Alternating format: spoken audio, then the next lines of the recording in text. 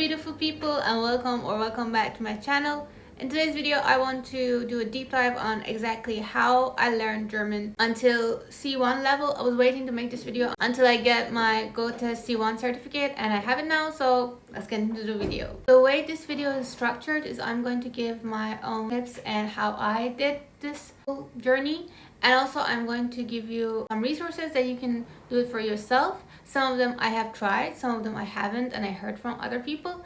So I will just link everything in the description. Make sure to check it out. For me, I think my whole German learning journey had 4 pillars, and I'm going to go through each one and explain exactly what I mean by them. Number 1, the most important thing before we get into it, is that you guys need to have your own motivation or your reason as to why you want to learn German.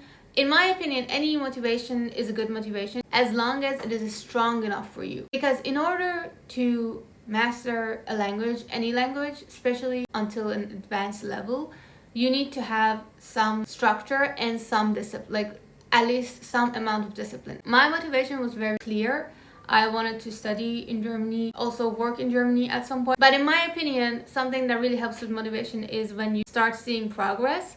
That is really good to keep you motivated. After you have your motivation, the most important thing is to have input from the language. Now, a lot of people will tell you what you need is comprehensible input. Now, if you don't know what comprehensible input is basically input that is a bit higher from your level. So maybe you're here and the comprehensible input is here. And so you understand around 70% of the topic and you don't understand like 30%.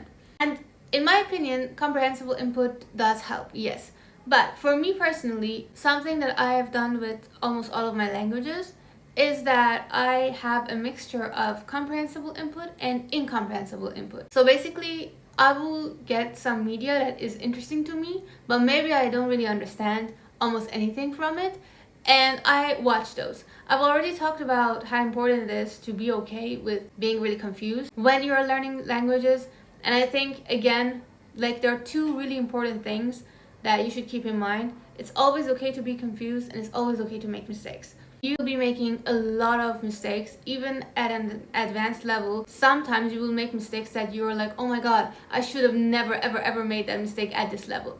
But that's normal. You need to really mentally work on yourself to be okay with not understanding the input, not understanding some grammar topics, not understanding everything the first time you learn them. For me, comprehensible and incomprehensible input should go hand in hand. My own personal mixture was 70% incomprehensible input and 30% comprehensible input. I would just watch something that I thought was interesting even if I didn't understand what it's saying. Almost 90% of the shows and movies and anything that I watched was in German, either made in Germany or dubbed in German. The key here is to find stuff that are interesting to you visually enough that you would want to keep watching. Another thing that I used to do were books. In the beginning, I would usually read mangas in German because, again, there is a lot of visual depiction and there are tiny speech bubbles and you can learn a couple of words. The third thing that I think is really important is, and I've talked about this a lot, grammar and vocabulary. A lot of people tend to overlook the importance of grammar and vocabulary. In my personal opinion and experience, if you want to even think about mastering the language at advanced level, like C level, C1 and C2, you need to have spent hours on the grammar. There is just no way around it. The same applies for German. Now, if I studied grammar, I find these long videos that are usually in my native language, and in them the teacher is talking about the full grammar of, for example, B1 in like 7 hours or 9 hours, right? And I watch those videos and I take notes. And then later on, after I learn the grammatical topics and I have like a whole overview of what I'm supposed to do, I go and either I practice, I make sentences, I speak, or I do writing, which I'm gonna go to that in the next pillar. But the idea is, first you have to have like an overview of the grammar and how you're gonna learn. Another thing that is on the same direction for vocabulary, I usually learn vocabulary in 3 different branches. The first branch is the vocabulary that I'm learning while I'm learning grammar. If I'm watching a German grammar video and in the video they are talking about, for example, essen as a verb to conjugate, then I will learn what essen means, and in this case it means to eat. So now I know some vocabulary that are related to the grammar. So the first thing that I learn is those, because I am watching the grammar video first and I am learning via watching the video. The second thing that I learn is my own personal sphere. So for example, I am studying at a university. I am studying music production. I love to do music and I love to paint and write stories and I like to act. So I have a sphere of interests. I will go and learn about those stuff, and also definitely your interests, your likes and your dislikes. So what is your favorite color? What sport do you like or do you dislike? I will make my own personal sphere and I will learn the words that are related to that specific sphere in order to start having conversations. The last pillar of learning vocabulary is when you go theme by theme and you learn around 20 to like 30 new words based on the theme. Common themes, this is usually for higher B until C levels. Common themes that you will see generally in languages are environment, society, politics, things that are happening today, so like news, studying, job, interests, hobbies, your day-to-day life, scientific research. And I would like to pick at least 10 of the bigger ones. So for me, like society, environment, my interests, art and culture, job and studying, families, and a couple of others.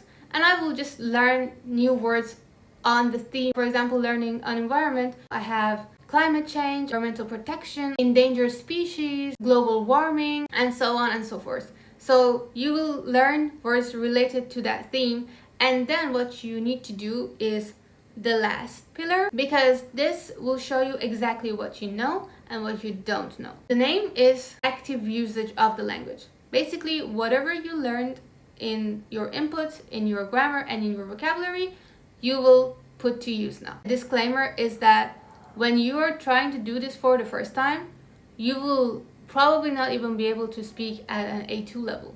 And the reason is, it's the first time. You just need to chill and let it happen again. And chill and let it happen again. The active usage, in my opinion, has two branches. It's either speaking or writing. So, speaking.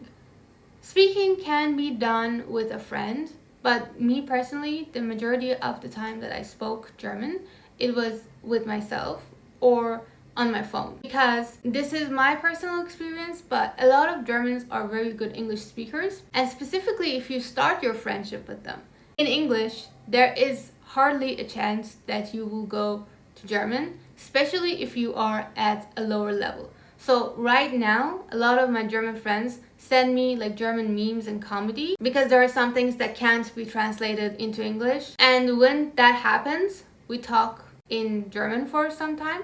But the majority of times they're not talking German to me, right? And this is a common occurrence because a lot of them do speak English quite well. So for you, it would be a good opportunity to practice, but for them, it can be boring, right? So that's why a lot of times you will see that even though you have German friends, you don't really have a lot of people to practice with. Which is why I did a different thing, and what I did was I started talking to myself. I would either record my voice or record a video. And for example, I would talk about what I just said, like environmental issues for 3 minutes or 4 minutes. After that, I would see the transcription of what I just said and I would correct it. So especially with speaking, a lot of times you are making mistakes, and this happens to me also regularly, that you are making mistakes that happen because you're trying to talk spontaneously and without a script.